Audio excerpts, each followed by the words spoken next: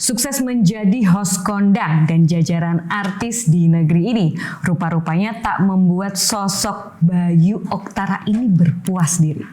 Lewat Nasdem, Bayu memilih jalan politik. Kenapa? Apa yang ingin diperjuangkan? Assalamualaikum, bersama gue Vina Agen Center Indonesia, dan narasumber Center Talks kita kali ini adalah Bayu Oktara, caleg DPRD DKI Jakarta, sudah hadir di studio Center Indonesia. Halo Mas Bayu. Waalaikumsalam. Apa kabar, Vin? Baik, alhamdulillah.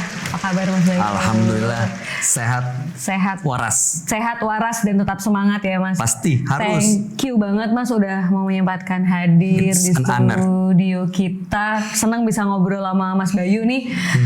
Artis papan atas nih Mas. Iya, papan atas. Aku tuh kayak lagi diberitain sama infotainment gitu begitu kamu sampein tadi. Oh gitu ya Mas ya. Jadi acara infotainment dikulitin gitu, serem loh. Mas Bayu. Mas Bayu ini udah apa? Udah belum mapan. Amin. Di dunia entertain. Kenapa Mas kok memilih politik Mas? Kenapa mau pusing-pusing sih Mas? Politik kan pusing Mas. Ya memang. Iya, kan pusing kan? Ya kalau kita dalam kehidupan ada menghadapi pusing-pusingnya, itu artinya berarti kita di path yang benar. Jadi kalau misalnya cuma aman-aman aja, itu berarti ada yang salah. Kenapa berpolitik setelah di dunia entertainment? Belum mapan-mapan juga sih. Cuma merasa bahwa kalau politik itu bisa menjangkau lebih banyak, bisa punya kekuatan dan otot lebih besar lagi untuk bisa membuat, menciptakan perubahan lebih baik gitu. Karena kan di dunia entertainment kita sering tuh melakukan berbagai kegiatan, aksi sosial, lalu kemudian menyampaikan pesan-pesan ke masyarakat gitu ya. Nah itu kalau ada kekuatan politik akan lebih besar lagi kan, Vin? Yang bisa dirangkul, dampak yang bisa lebih besar, dan ya jadi memberikan legacy lah buat anak-anak. Bisa berbuat lebih konkret gitu ya Bang Mas Bayu ya. Aku manggilnya Mas Kak Bayu atau apa nih? Kakak. Kenapa kakak? Kan Nasdem kakak-kakak. Oh iya betul. Iya kan? Ya, betul kan? Betul. Kan sapaan Nasdem kan mau tua muda ke tua. Semuanya kakak. Kakak Betul Bayu. Kakak Vina. Makasih Kakak Bayu. Apa kabar Kakak Vina? Baik Kakak Bayu. Kak Bayu ini sekarang caleg dari Partai Nasdem. Ya, kenapa betul. memilih Nasdem Kakak Bayu? Karena semangatnya restorasi Indonesia. Oh. Kan di dunia entertainment aku sempet alhamdulillah dapat pekerjaan yang membuat ketemu teman-teman dari Sabang sampai Merauke tuh, Vin. Ngelihat langsung kita tuh kaya banget. Pasti kalau ngelihat di Google berita, kita tuh udah sering dengar Indonesia tuh kaya banget. Nah ini yang hanya dengar melihat beritanya aja sudah terkagum-kagum. Nah aku tuh alhamdulillah banget dapat kesempatan ngelihat langsung, Vin. Jadi gue bilang gila, bener juga ya. Ini kita punya semuanya di atas tanah, di bawah laut. Tapi kok ya manfaatnya masih nggak merata. Belum optimal. Belum optimal. Ibaratnya kita masih banyak orang mati kelaparan di lumbung padi. Can you imagine? Kita punya semuanya. Makanya harus dibalikin lagi kan. Harus dikembalikan semangatnya untuk orang-orang ya masyarakat Indonesia sendiri. Nah semangat itu ada di Partai Nasdem. Restorasi Indonesia. Dan yang pasti tanpa mahar. Oke, tanpa mahar nih. Tanpa mahar. Bener-bener nih kakak, tanpa mahar nih. Bukan mahar. cuman aku dapat nomor, aku nggak bayar apa-apa. Dapat nomor urut gitu. Emang kalau partai lain ada maharnya? Nggak tahu. Oh nggak tahu, karena taunya di Nasdem. Kalau di Nasdem enggak ya? Yang aku tahu di Nasdem enggak. Jadi kakak Bayu ini sekarang di Dapil 5. Dapil 5 tuh DPRD DKI Jakarta. Dapat nomor urut 6. Nomor urut 6. Jadi di Kecamatan Durensawit, rumah aku dari kecil dan sampai sekarang juga masih di Durensawit. Lalu di Kramat Jati, teman-teman pondok pesantren dulu banyak di situ. Lalu kemudian di Jatinegara, SMA aku di SMA 54 itu Jatinegara. Alhamdulillah.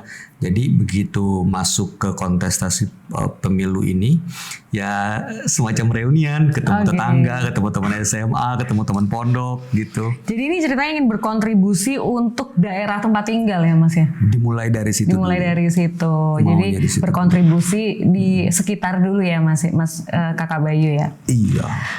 Jadi Kak, nanti kalau misalnya udah duduk di kursi DPRD, sebenarnya apa sih yang ingin dibawa saat sudah mendapatkan amanah itu Kakak Bayu?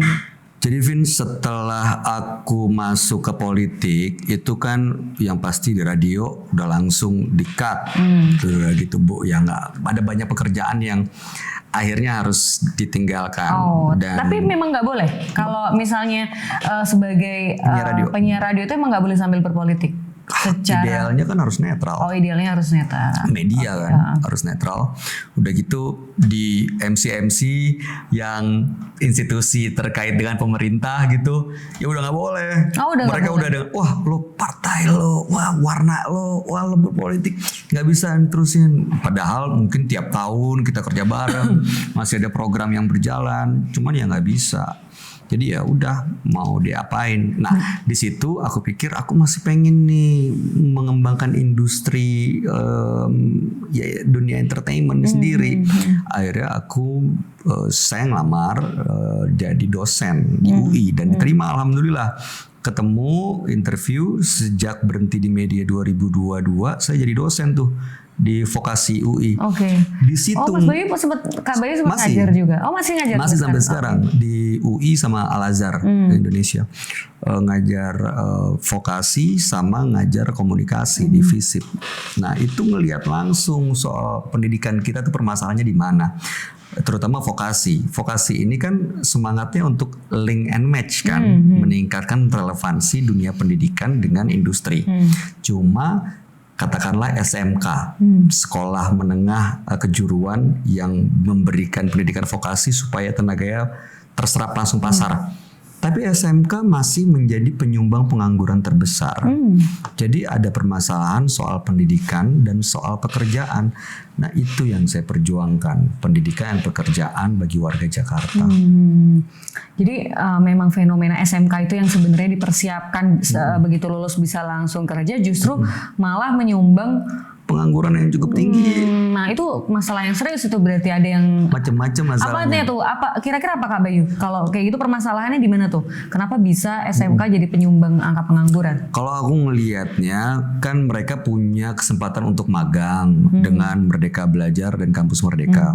Tapi masih banyak anak magang itu dianggap sebelah mata karena duduk datang bikin kopi. Udah itu aja anak magang, betul nggak? Kan?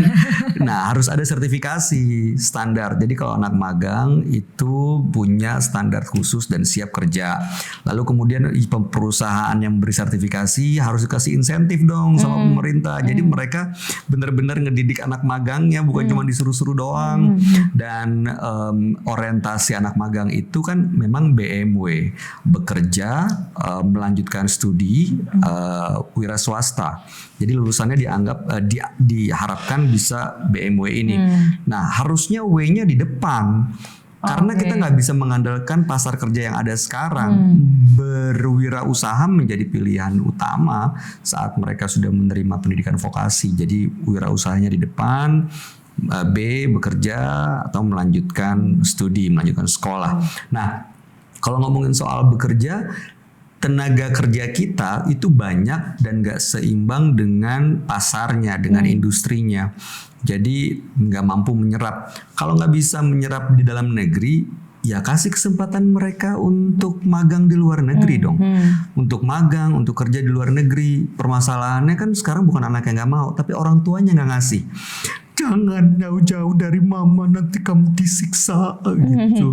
Ya karena memang ada fenomena itu tadi ya exactly. Image-nya masih pekerja migran di Indonesia, walaupun itu sektor formal, itu masih menjadi korban bully, disiksa, nggak nyaman, nggak enak. Perlu ada komunikasi publik yang menceritakan bahwa keberhasilan juga bisa dicapai oleh pekerja migran karena mereka bisa punya tabungan, mengelola keuangan, tapi harus kasih pendampingan. Nah ini yang menurut saya permasalahan-permasalahan di dunia pendidikan kita yang bisa harusnya disesuaikan dengan dunia pekerjaan. Untuk itu mungkin memang negara harus hadir mengurus itu ya Kak Bayu. Masalah ini bisa selesai. Kalau nggak ini kan udah jadi masalah yang panjang. Kalau negara nggak hadir kan ya akan terus seperti ini kan Kak Bayu. Aneh kan, investasi kita besar banget, berlipat-lipat ya banyak banget lonjakannya dibandingkan periode yang lalu. Tapi kok masih belum bisa menyerap angkatan kerja. Kalaupun bisa menyerap angkatan kerja, tapi kenapa mereka belum bisa meningkatkan status perekonomiannya? Kenapa masih terasa sulit untuk beli cabai dan beras? Kenapa masih bingung bayar kontrakan? Nah itu berarti kan ada yang harus diperbaiki. Maka harus ada perubahan. Harus ada perubahan banget.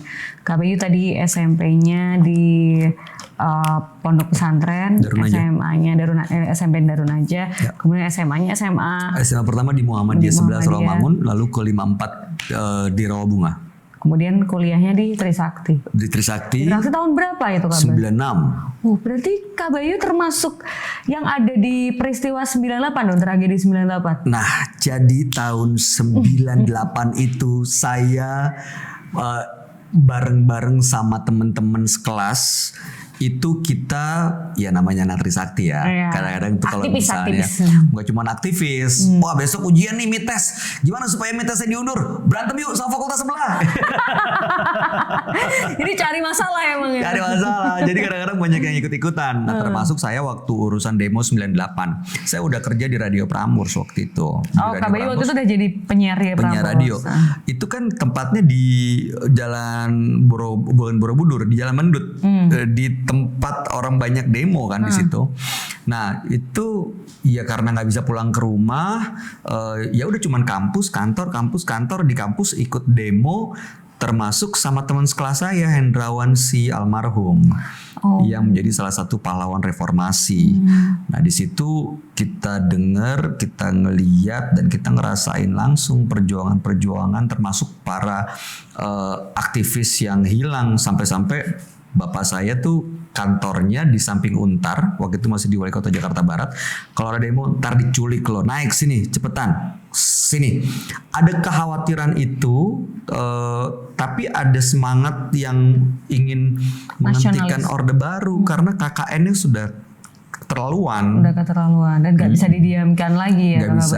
Kalau saya sih waktu itu terus terang ikut-ikutan. Yang penting dapat nasi bungkus. Gitu.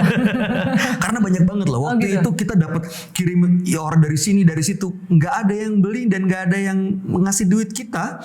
Tapi banyak yang nyumbang tiba-tiba dikasih sediain makanan untuk demo, disediain tempat istirahat, tidur, gitu-gitu. Jadi Kak Bayu kan ada di tragedi 98 itu mengalami ya?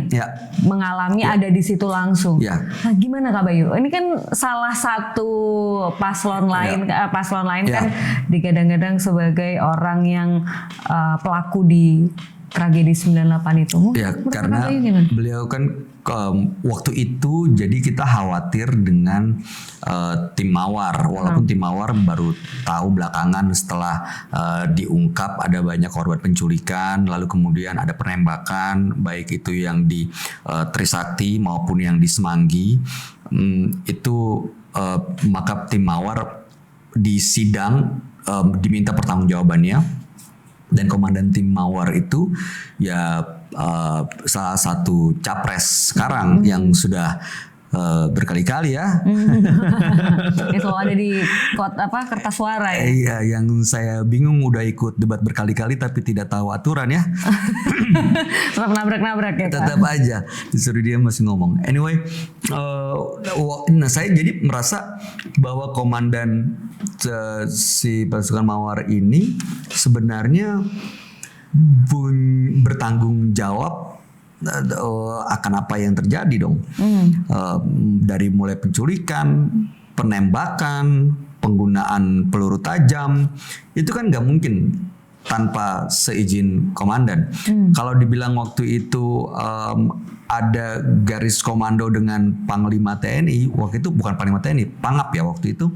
Pangapnya juga sudah menyatakan bahwa ada kejadian-kejadian keputusan yang diambil tanpa komando gitu, tanpa garis komando. Salah satunya adalah pengumpulan pasukan Kostrad waktu itu di Jakarta sampai Presiden B.J. Habibie waktu itu meminta Bapak Wiranto untuk mencabut Pak Prabowo dari posisi Pangkostrat dan mengembalikan pasukan ke tempat bertugasnya masing-masing. Nah itu yang jarang diketahui sama orang anak-anak muda sekarang gitu pada loh. nggak melek ya. Nggak melek. Dia ya kalau saya pribadi sih ngelihatnya ini udah lebih dari urusan personal. Pertama, saya kehilangan teman sebangku saya, ya bukan semua kelas sebangku, tapi saya kenal baik dengan beliau, dengan almarhum Hendrawan. Lalu kemudian saya ngerasain situasi waktu 98 itu gimana kita takutnya lagi berjuang demo, terus orang tua harus nyari apa segala macam, terus kita nggak bisa pulang ke rumah karena di radio itu dijagain banyak aparat.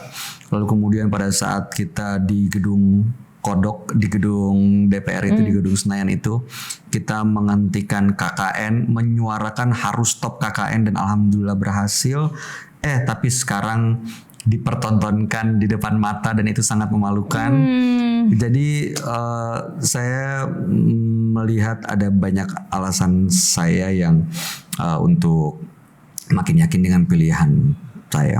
Memilih berjuang bersama Paslon Amin tuh udah pilihan yang paling rasional ya Kak Bayu? Paling rasional. Meskipun dulu saya bukan fansnya Pak Anies loh. Nah iya benar. Gimana tuh Kak? Ini menarik nih.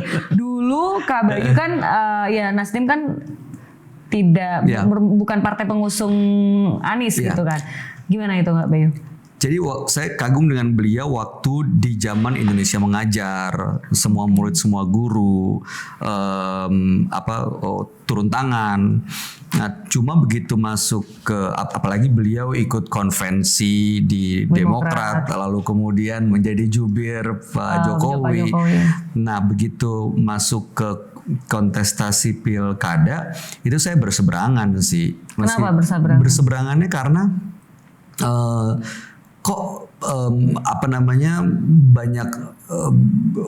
banyak cara yang menurut saya waktu itu saya belum memahami bahwa setiap kontestasi itu bisa terjadi polarisasi.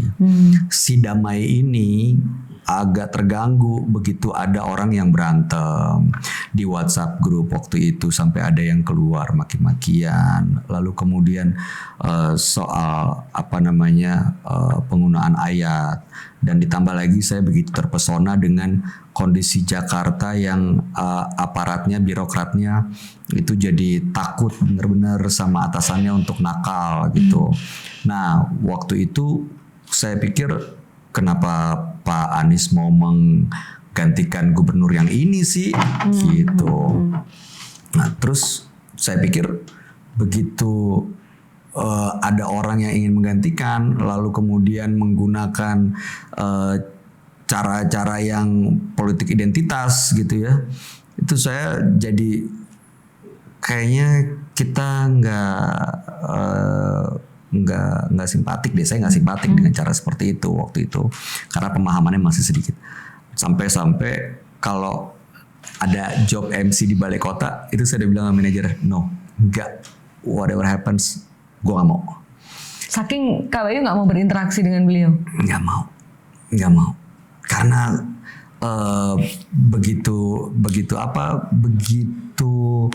kecewanya.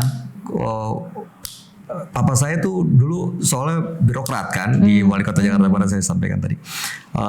Itu dia ngerasain begitu zaman gubernur sebelum Pak Anies ada perubahan mental lah, tapi emang gak nyaman hidupnya. Gak nyamannya kenapa? Karena pressure dong, marah-marahin apa segala macam dan bisa dipermalukan di depan umum. Nah itu saya ngerasa syukurin lu gitu, harus gituin kali biar Jakarta beres gitu.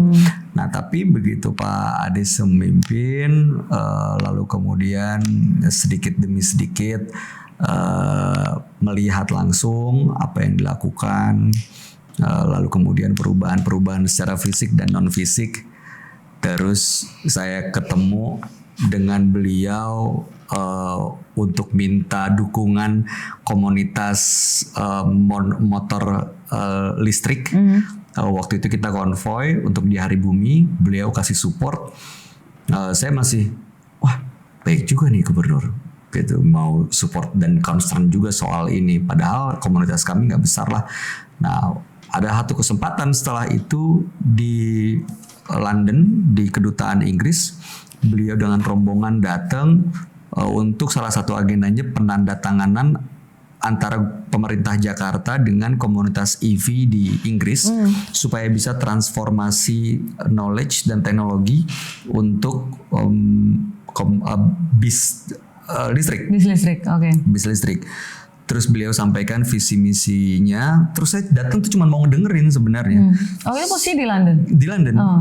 Kakak Bayu di situ? Waktu itu kebetulan saya sendiri lagi mau ada ketemu temen untuk usaha lah. Kita mau ada urusan yang lain. Cuman saya tahu ada agenda beliau. Saya datang sendirian ke kedutaan untuk mendengarkan itu. Terus apa yang disampaikan mengenai lingkungan seharusnya bagaimana? Karena setelah pandemik ini kan the next challenge is climate disaster kan. Begitu ada pemimpin yang concern soal itu, wah saya pikir ini jangan-jangan orangnya yang harus gue pilih, yang benar-benar tepat buat anak-anak gue di masa depan. Terus saya dengerin terus sampai selesai. Begitu selesai acara saya ucapin terima kasih karena waktu itu memberikan support untuk komunitas kami. Udah, dari situ saya cari tuh langsung apa aja yang sudah beliau lakukan, apa aja yang sudah beliau kerjakan. Dulu saya pikir mana nih masih banjir, mana nih rumah DP 0%, mana nih macet masih nggak beres-beres. Nah tapi setelah kejadian itu saya cari soal macet. Udah ada Jaklingko yang sampai 97% loh di Jakarta. Semua wilayah udah bisa terkoneksi. Lalu kemudian soal banjir, udah ada sumur-sumur resapan loh. Yang diberitain mungkin 1-2 yang gagal. Iya, tapi yang berhasil juga banyak. Kemang udah gak banjir lagi. Gak kayak dulu. Walaupun baru-baru ini kemarin sempat banjir lagi. Tapi cepat surutnya. Tapi cepat surut. Aku juga ngerasain sih. Kamu juga ngerasain? Iya. Memang Jakarta sekarang meskipun banjir gitu paginya udah surut, malam misalnya paginya udah surut ya. Iya, cepet banget. Dan walaupun emang belum ideal, masih ada sodetan-sodetan yang harus kerja. Tapi sering dibully, tapi buktinya mau dipakai di IKN juga tuh Kakak Bayu. Iya, karena memang terbukti berhasil. Dan kedua, sebenarnya itu kan ide yang sudah lama ada, cuman belum ada nyali dari pemerintah sebelumnya untuk eksekusi itu. Begitu ada yang ambil kesempatan untuk dicoba, walaupun ada kegagalan, ternyata masih banyak yang berhasil, baru dipakai di sana. Emang harus gitu dulu kali. Harus ada pemimpin yang punya nyali dan inovasi. Iya dong. Terbuka. Inovasi itu melawan pendapat dan ini loh opini banyak orang. Dan itu terbukti beliau tuh gini, kalau kata Pak Anies tuh kita tuh jadi pemimpin jangan merasa sok tahu semuanya. Kita perlu kolaborasi untuk menyatukan ide, menyatukan gagasan. Itu kan yang selama ini beliau terapkan ya waktu di Jakarta kemarin, kerja kolaboratifnya Kak Bayu mungkin juga merasakan juga. Merasa banget karena ada banyak teman-teman juga yang di Pemprov itu mengajak kerjasama kolaborasi dengan cara-cara yang tidak melanggar aturan, nggak ada tuh selipan-selipan di bawah tangan, di bawah amplop supaya dapat proyek. Iya, bener. Tapi emang bener-bener ini sah pure bisnis. Kolaborasinya ada yang program pemerintah dikerjakan pemerintah, ada yang program pemerintah dikerjakan swasta, ada yang program swasta dibiayai sama pemerintah, ada yang ya macam-macam. Pola-pola kerjasama itu membuat banyak kolaborasi dan terbukti kemarin selama kepemimpinan Pak Anies banyak loh perubahan di Jakarta, dari mulai taman, hunian, ya macam-macam lah. Pedestrian terutama enak banget, nyaman banget sekarang, berasa jalan di luar negeri nggak sih? Asli. Kakak sekarang. Iya. Kayak kemarin waktu acara New Year di Bundaran HI, ya kan itu bisa sekeren itu karena udah proper Betul. banget, iya kan Kak? Bener Betul, nggak? Iya kan? betul. Udah nyaman, di sampingnya trotoarnya enak, udah gitu juga fasilitas-fasilitasnya juga udah cantik lah, udah kece. Cuma emang masih banyak catatan yang harus diperbaiki sih, karena kalau kita ngelihat lebih dekat lagi emang itu padat banget. Artinya kan segitu banyak orang Jakarta Yang pengen merasakan. pengen. Iya benar. Iya. Ya harapannya itu. sih bisa dilanjutkan ya, tapi Iya dong. ya nggak tahu nih yang melanjutkan nih bisa melanjutkan kinerja Pak Anies apa enggak, kan faktanya kemarin juga Kampung Bayam sempat disinggung, yang itu aja tidak diselesaikan gitu, padahal itu menyangkut hajat hidup orang banyak loh itu Kakak dia, Bayu. makanya orang udah disediain programnya, harusnya permasalahannya ya diselesain. Yes, benar, harusnya Iya. diselesain. Tapi siapa nanti yang mengerjakan? Emang akan ada gubernur di Jakarta? Kan gimana tuh Kak Bayu? Kak Bayu sebagai orang Jakarta asli, yang dimana orang Jakarta ini kan dikenal sebagai orang-orang yang sangat kritis, orang-orang yang dengan pemikiran yang terbuka. Terus haknya dicabut nih untuk memilih pemimpinnya sendiri dengan kemarin ada keputusan gubernur ditunjuk. Gimana Kak perasaan Kakak Bayu? Kalau gubernur ditunjuk sama presiden, mendingan gak usah ada gubernur sekalian. Langsung presiden aja ya? Langsung presiden sama sekda aja. Buat apa? Toh di Jakarta juga udah mampu memberikan tukin kan. Jadi PNS kita, ASN kita ya otomatis harus mencapai target supaya bisa dapat penghasilan cukup. Sebenarnya udah berjalan. Cuma kan kita butuh keterlibatan warga. Kita butuh orang yang memimpin jalannya gerbong ini, maka harus ada gubernur, dan gubernur itu ya jangan diambil dong hak demokrasinya masyarakat, warga kita. Kalau dibilang demokrasinya nanti dalam memilih wakil rakyat aja di DPRD. Iya, tapi nggak seperti itu juga Iya, loh. nggak seperti itu, beda loh. Nggak cuma wakil rakyatnya, tapi pemimpinnya, gubernurnya juga harus kita pilih. Jangan karena alasan hemat anggaran, justru kita merampas hak demokrasi warga. Itu justru lebih mahal harganya. Betul sekali.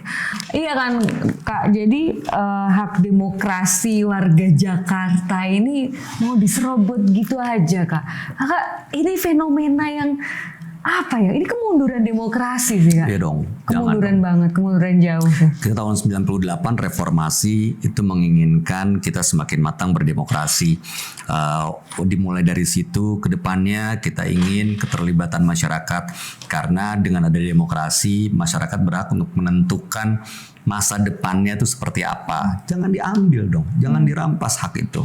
Karena ya bukannya kita nggak percaya dengan pemimpin kita, tapi kan kita pilih pemimpin kita dari presiden, gubernur, wakil rakyat. Kalau kita yang menentukan siapa pilihannya, ya maka kalau ada yang tidak berjalan seperti seharusnya, kita bisa minta pertanggungjawabannya. Tapi kalau misalnya dia bikin salah, bukan kita yang milih, itu kita minta pertanggungjawabannya ke siapa?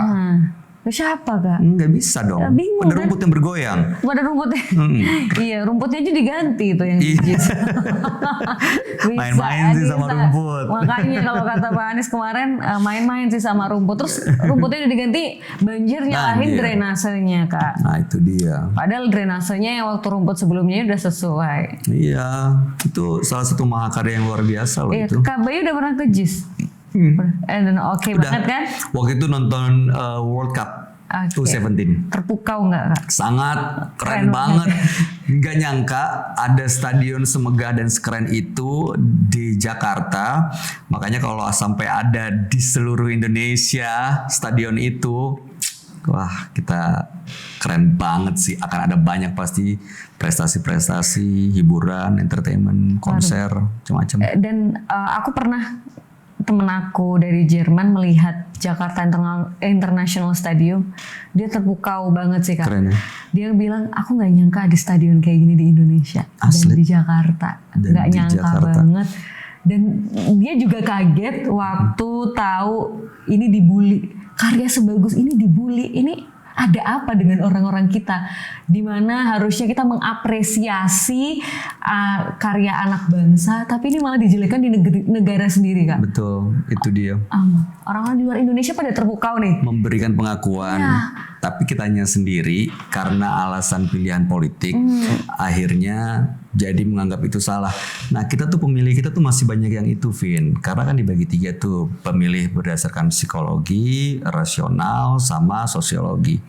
Nah kita masih banyak yang psikologis, jadi oh gue seneng lihat dia ganteng, lihat dia baik, ngelihat dia kasihan, ngelihat mukanya kayaknya sayang, jadi nggak rasional lagi. Padahal sebaiknya kita memilih seseorang bukan karena personalnya, sama seperti aku akhirnya sekarang memilih Pak Anies karena aku ngelihat value-nya itu yang pertama.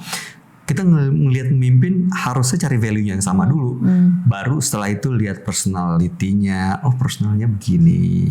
Kalau idealnya segitu menurut saya ya. Terus? Nah, jadi begitu melihat value, otomatis kalau misalnya pilihan saya nggak menang, pilihan kamu yang berbeda misalnya menang. Nah kan kita cari kesamaan value-nya. Kalau ternyata JIS itu walaupun pilihannya yang membuat itu dari pemimpin yang pilihan berbeda, ya kan menyelesaikan banyak persoalan, memberikan banyak manfaat. Itu yang harusnya dipegang siapapun yang mengerjakan. Betul. Kak Bayu, tadi Kak Bayu ngomongin soal value secara personal.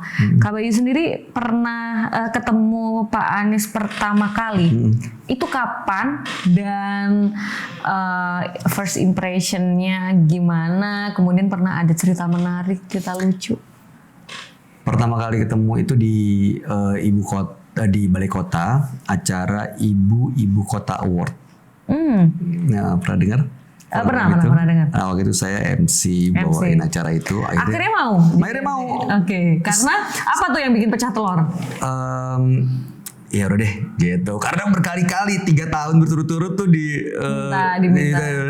Cuma yang ketiga, iya udah deh, nggak apa-apa. Nyoba gitu. Pengen tahu. Karena ya ada obrolan sama tim IO-nya, udahlah ini gue nggak tahu lagi nih gimana nih. Ya udah oke, siap, oke, berangkat. Akhirnya datang, ketemu langsung dengan beliau, terus ngelihat dengan Ibu Ferry, ngelihat acaranya, baru ngeliat, wah ini keren banget nih.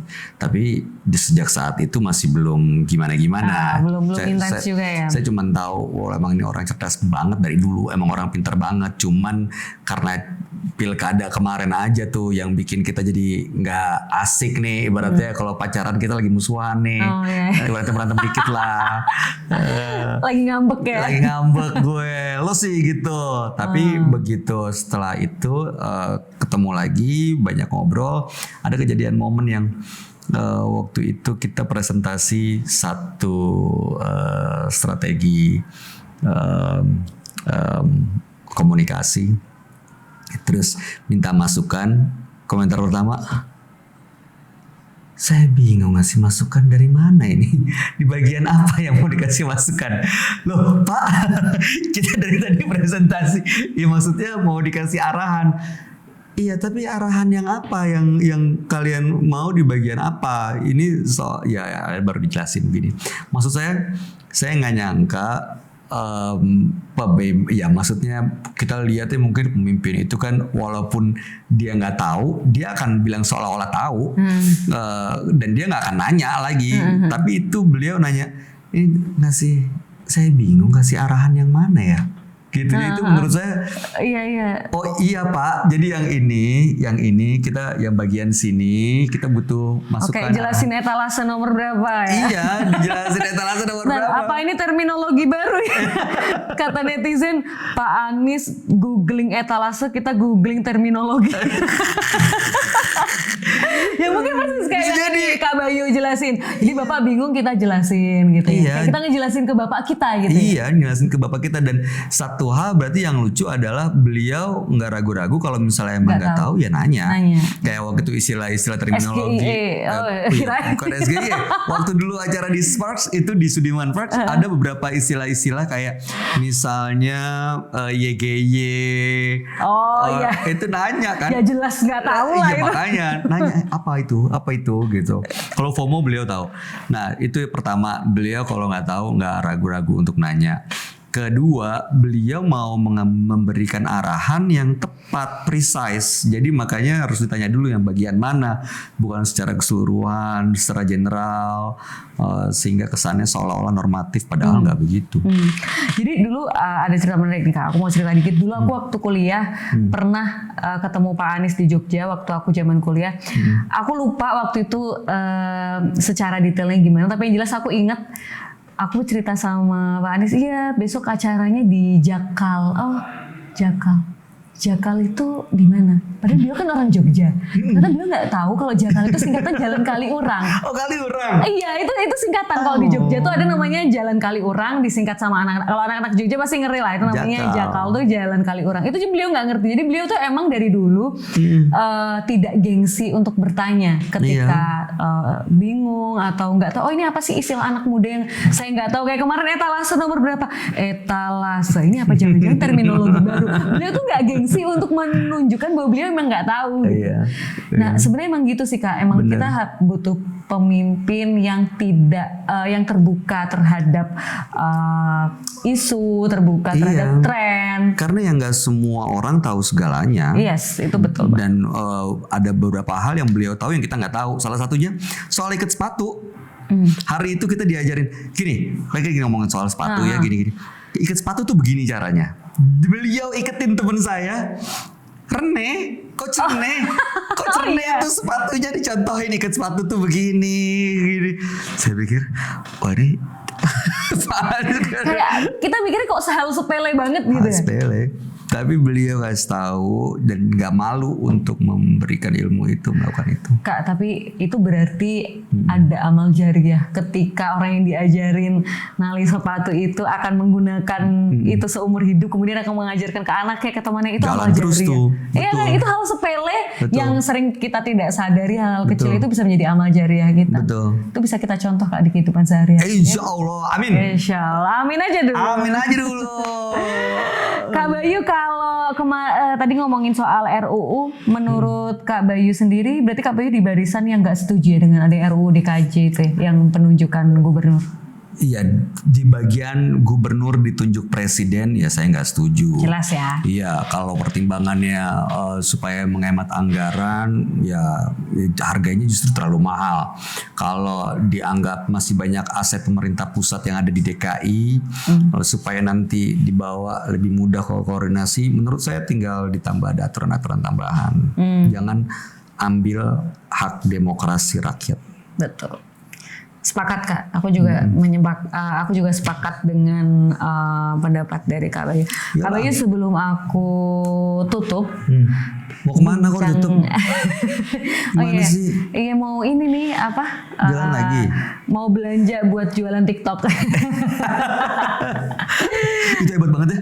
Tapi keren ya. Itu keren gimana banget. Kak? Iya. Ini gue salut banget loh. Itu keren banget sih. Keren banget Blin, dan itu bener-bener nggak sengaja kan? Itu organik sih. Nggak by design. Iya. Terus kita nggak nyangka juga kalau ternyata excitednya luar biasa. Iya, ketulusan sih. Hati yang bersih itu gue percaya banget akan selalu mendapatkan bimbingan dari Allah. Itu nggak mungkin bukan campur tangan Tuhan sih Kak. Iya bener-bener itu campur tangan Tuhan justru kalau maksud aku itu nggak mungkin bukan campur tangan Tuhan. Iya. Itu pasti campur tangan Tuhan maksud aku. Iya, tiba-tiba bikin udah gitu menggerakkan hati orang untuk nonton dan merasakan seperti yang kamu pernah ceritain, ada sosok ayah yang hadir buat orang-orang yang kangen sama ayahnya kan bisa terasa. Aku relate banget sih dengan komenan netizen yang bilang aku kayak berasa dinasihat ayahku, karena kan aku juga ayah aku udah almarhum ya, jadi waktu begitu aku nonton tuh aku kemarin nggak terasa aku netes gitu, kayak lagi capek terus nasihatnya tuh masuk banget, dan aku bacain komen, wow ternyata aku nggak sendirian yang merasakan itu. Aduh, aku sebagai ayah yang anaknya perempuan semua jadi merasa iya ya, harusnya gue bisa mencontoh beliau supaya dicintai sama anak-anak. Belum terlambat Kak. Insya Allah. Itu bisa menjadi contoh. Oh ya oke, Pak Anies ini bisa menjadikan role model ya, ayah bagi anak-anak. Terus kemarin beliau sempat menyampaikan juga bagus tuh Kak, yang cara terbaik bagi seorang ayah untuk mencintai anak-anaknya adalah dengan mencintai ibu dari anak-anaknya. Wah, dalam banget. Itu wanita mana yang nggak meleleh, Kak? Kalau Pak Anies versi single kira-kira di toko orange apa hijau, Kak? Dasar lo. Ya kan banyak juga yang iya aku mau Pak Anies versi muda ada nggak, jadi pada ngehalu pengen suami kayak Pak Anies. Kita standarnya jadi tinggi nih gara-gara ada Pak Anies nih. Yo, gak apa-apa, kan katanya punya perencanaan, punya mimpi justru harus tinggi. Iya, mimpi kan harus maksimalis ya kan, gratis ya kan, Kak. Abayu, sebelum kita tutup bincang singkat kita hari ini sebenarnya nggak singkat sih karena kita udah lumayan juga nih ngobrolnya. Banyak ya? Udah lumayan ya ngobrol. Wah, Oh, 40. Terima kasih loh. Emang nggak kerasa, kayaknya 2 jam juga nggak akan kerasa sih kalau ngobrolnya sama Kak Bayu. Ngobrol soal Pak Anies terutama. Iya, banyak banget. terutama menarik yang bisa banget ya dibahas. Kak ya. Kak Bayu, sebelum kita tutup boleh closing statement, pesan buat Sentrian. Gimana sih nanti menghadapi Pilpres 2024 ini, pemilu 2024, pesannya buat Sentrian jangan sampai golput. Buat Sentrian. Iya, Sentrian.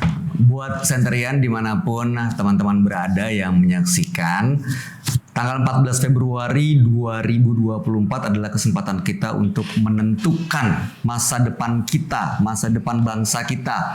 Jangan sampai suara Anda digunakan oleh orang-orang yang tidak baik, yang untuk kepentingannya sehingga bisa merugikan. Lalu kemudian jangan sampai kita memilih orang-orang yang hanya berdasarkan disuruh ini, disuruh itu.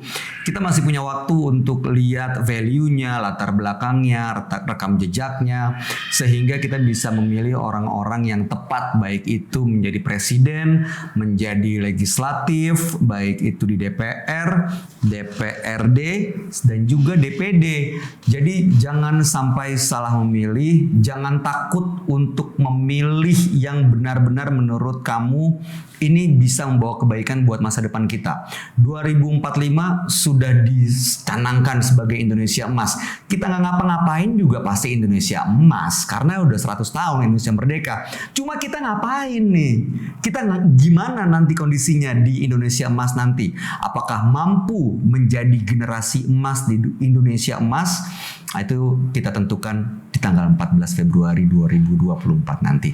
Jadi pilih yang benar-benar sesuai dengan hati nurani dan juga bisa membawa kebaikan buat kita semua. Thank you Kak Bayu. Berarti presidennya Anies Muhaimin, calegnya DPRD-nya? DPRD DKI pilih 5, coblos 6, Bayu Oktara. Dapil 5. Dapil 5. Thank you banget Kak Bayu. Ngobrolnya seru banget, sukses terus. Semoga jalan perjuangannya diberkahi dan dirahmati Allah. Amin. Dan bermanfaat. Amin. Seterusnya ya. Itu dia manfaat yang penting. Menang atau enggak haknya Allah. Ya, yang penting ikhtiar. Yang penting kita ikhtiar dulu, ikhtiar dan doa ya Kak ya. Amin. Thank you banget Kak Bayu udah berbagi kisah kepada Sentrian. Semoga bisa mencerahkan teman-teman semua. Terima kasih juga buat Sentrian yang sudah nonton. Mari terus nyalakan sentermu, subscribe Senter Indonesia. Wassalamualaikum warahmatullahi wabarakatuh. Wakanda nomor Indonesia Forever.